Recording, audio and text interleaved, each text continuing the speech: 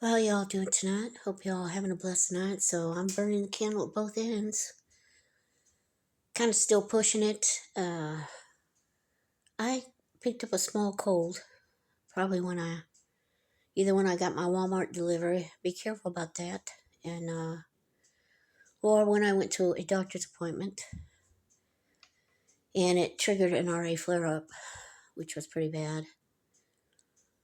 And I currently have no medication for my RA. And but so I was down for a few days. I mean, I really got to where, I'd be up for a couple hours and I'd find myself sitting nodding off. So, but unable at the same time to sleep for more than an hour and a half at a time. But I'm getting back on schedule. I stopped fighting it. I figure if my body needs to sleep, it needs to sleep. I know that your body does heal itself when you're sleeping. Of course, mine will never fully heal itself, but yeah, I need to rest. So I'm cleaning house. All this here, a majority of it needs to go out. I'm going to be cleaning out this space here because I'm got some upcoming surgeries coming this summer, and thank God they're finally going to take place. They've been put off way too long. I've been told it's a miracle that I can even walk what few steps that I can at this point. But I couldn't find a doctor who would take me because the doctors, I get Medicaid, and the doctors were not getting paid for seeing Medicaid patients because the funds were being diverted somewhere else. We ain't going to talk about that. But a lot of people on Medicaid have been suffering for lack of the medical care that they need. But I finally found a doctor. He's a good doctor, very good doctor, who's willing to help me. And I have to quit smoking.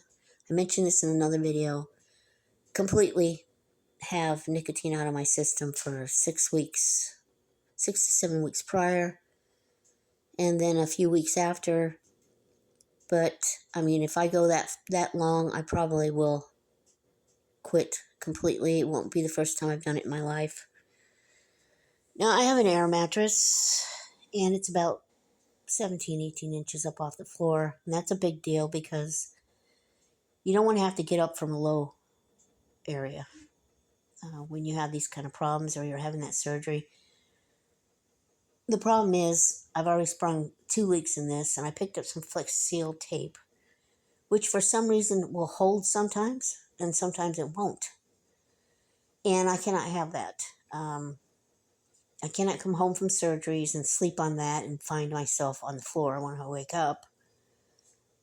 Also, for some reason, the air in these air mattresses, this is the second one I've had, it stays cold. The air inside the mattress stays cold. And in the summer, that's great. Because when it's hot and it's humid, I can lay down on this to take a nap and it cools my body right off. But in the winter, it is like to arthritic joints like a rainy day is. I mean, you wake up aching all over. So I've been watching my Walmart app, and I have found a metal frame twin, just under $100. Just your basic frame, and it's about 18 inches up off the floor, and it's made for underbed storage, which I think will be great. And I'll probably just go with a foam topper on top of it that's so many inches tall, if I can catch one on sale. I have a bunch of medical devices that I have to pick up prior to it. I definitely think this room is going to be better. For one reason, I think it'll be better is that it seems to stay cooler or warmer in the living room kitchen combination. In the other room there, the air conditioner just doesn't seem to cool in the summer like it does in these two rooms, or heat in the winter like it does these two rooms. And I will be closer to everything that I need right here. I don't want to get to where I'm not walking at all. That's a mistake that people make with the knee replacements. Also, overdoing it.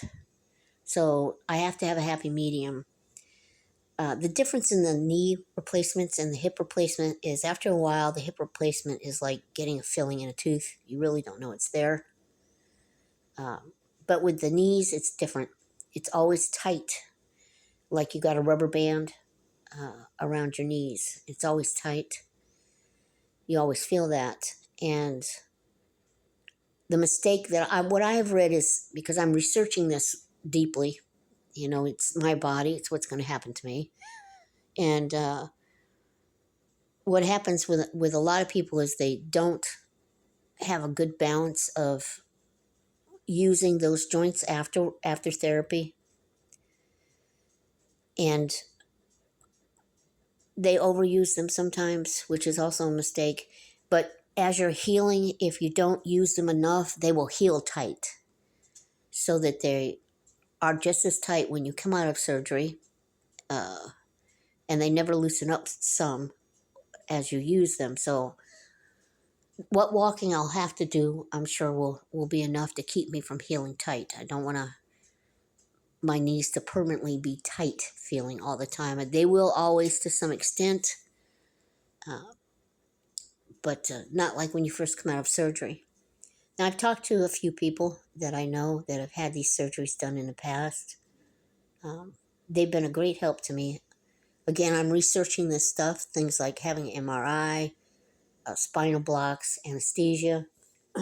Part of me thinks to expect with that. It's hard for me to watch the way the surgery takes place. It's kind of gory for me.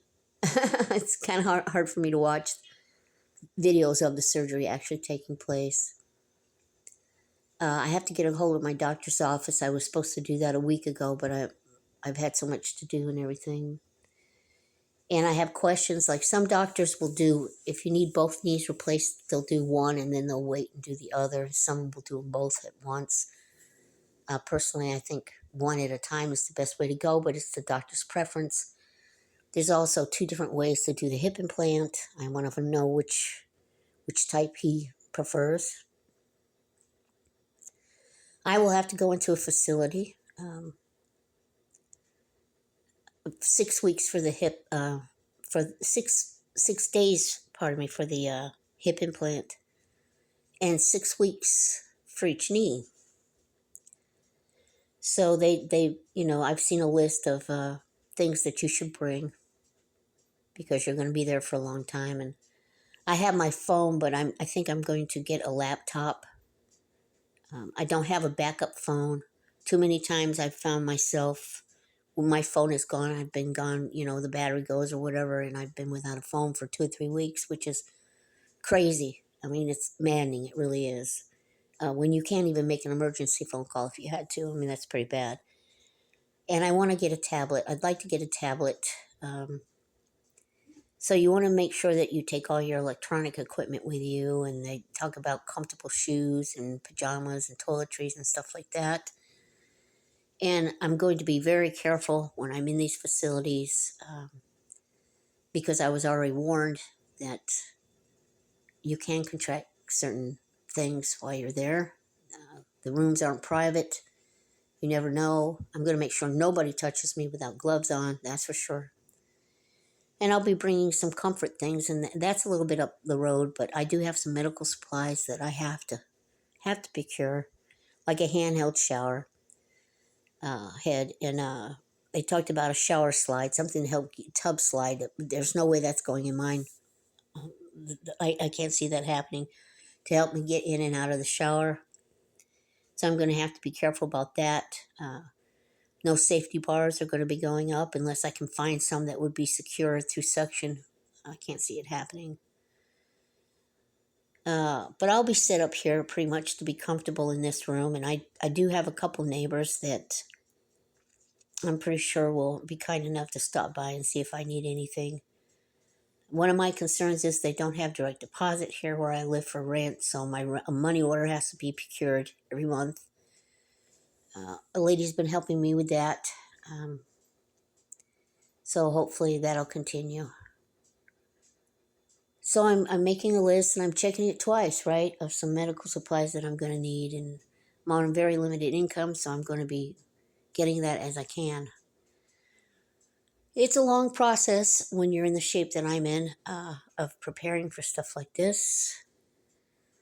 And I still have to find a way to get that out of here. I really need to get that stuff out of here. I'm probably going to have to pay somebody to do that. Mm. So that's what I'm doing tonight. And probably for the next several months, just trying to figure out how to get this all together. And again, I've talked to some people that have had it done, some friends of mine online, and shout out to Pepper Dale.